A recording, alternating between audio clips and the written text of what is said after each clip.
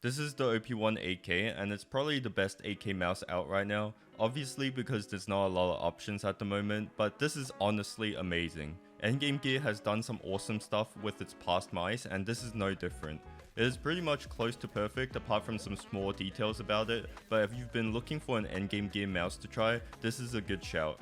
So first of all, the build quality. Like the OP1WE, it's built like a tank. There's no flexing and creaking on my copy, even at the bottom where I put moderate amount of pressure on it. As usual, Endgame Gear focuses a lot on its build, and this mouse would last more than a couple of years, especially with updated specs. The shape is the same, which is to say that it's god tier. The OP1 is quite special because it's supposed to be a smaller XM1, but they've actually managed to make it a very unique shape.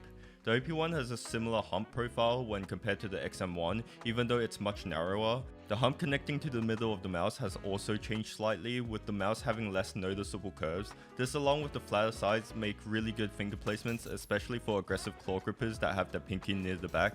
You can also fingertip the mouse quite well, but the back hump is so comfortable I just spent most of my time clawing it instead. Even though this is only 2mm longer than the Beast X Mini, the OP1 accommodates larger hands quite well because of its height. With the addition in height, I can fully extend my fingers and still be able to grip it well, unlike with the Beast X Mini where you can see that my fingertips are hanging off the edge, even though it should be noted that I have average size hands at around 19.5 times 10cm.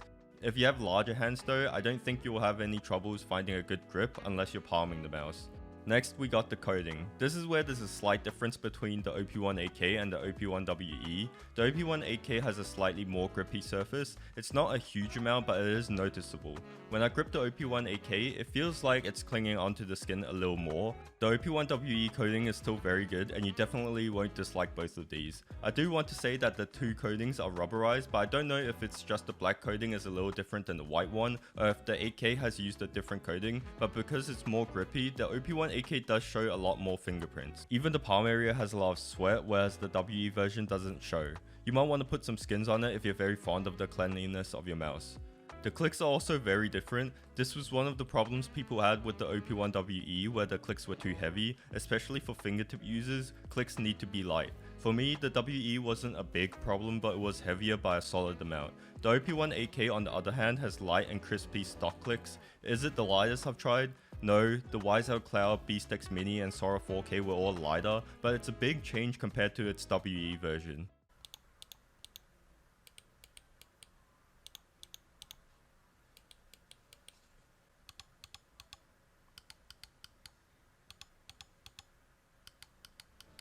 You can also tune the tension of the switches to some degree. They provide you with the screwdriver needed, and just loosening the screws on the switches do make the clicks a little lighter, but it's not game changing in any way. There are switch packs available if you have a preference. For me, all the other switch packs were not available yet, so I placed a pre-order apart from the Huano blue shell pink dots which I have with me here. These are pretty much the blue shell pink dots that you'd expect if you've used them before. They're just a tiny bit heavier than the Lamsu Mayas, especially near the top of the buttons, but it's still very easy to click and spam overall. Buttons on the mouse have very little pre-travel and no post-travel. Side buttons are good, nice position and easy to access. They also have no pre-post travel and are very spammable. Scroll wheel is the same as the OP1WE, it's a little recessed into the mouse, but it gets the job done. One thing I will say is that when you compare the clicks of the side and middle mouse buttons to the WE clicks are less tactile while the 8K version clicks are way sharper. I like these a lot more.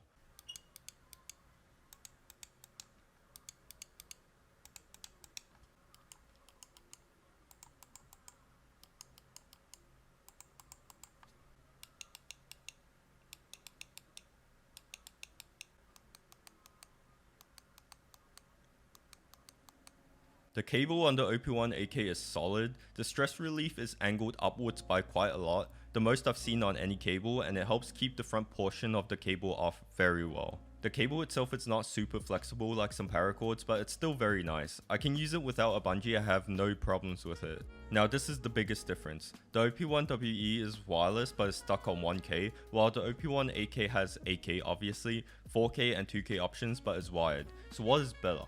Well, in my experience with the Viper 8K, games stuttered a lot back then when I was using it. Even though it was 8K, I've had issues with a lot of input delay at times, so I wasn't able to fully utilize the higher polling rate. Time has passed, and I did see some people experiencing the same stutters, albeit less severe than a couple of years ago.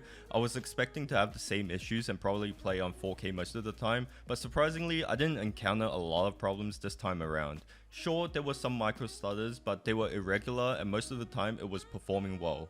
One thing to note is that you can't play on 8K with motion sync turned on, otherwise you'd have to stay on 4K instead. So since I've had a pleasant time using the 8K, the question is whether or not the performance gained from using 8K is enough to justify having a wire. I've always been of the sentiment that 4K just isn't enough for me to charge it every single day. You can notice slightly smoother movement, but you'd have to focus hard on it, and in a real game where most of your focus is generally on what's happening in the game, the performance is negligible.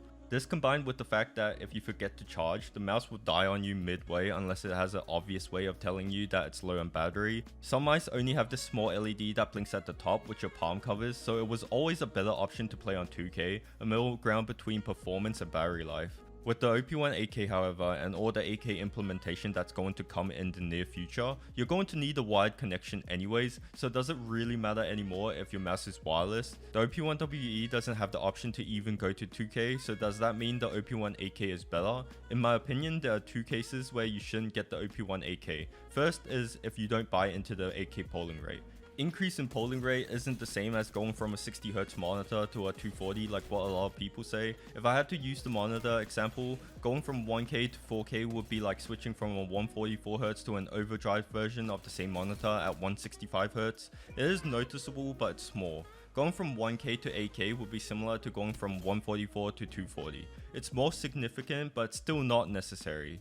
Now the second case is if you already have the OP1 WE. If you buy the lighter switch pack, you've basically got 90% of the OP1 8K anyways. Shape is always going to be the most important factor when choosing a gaming mouse, and I don't think you need to go spending another $70. That being said, if you haven't gotten the OP1 WE and you want to try an 8K mouse, this is definitely worth the money, especially when you can continuously play on 8K or 4K without worrying about the battery dying out on you.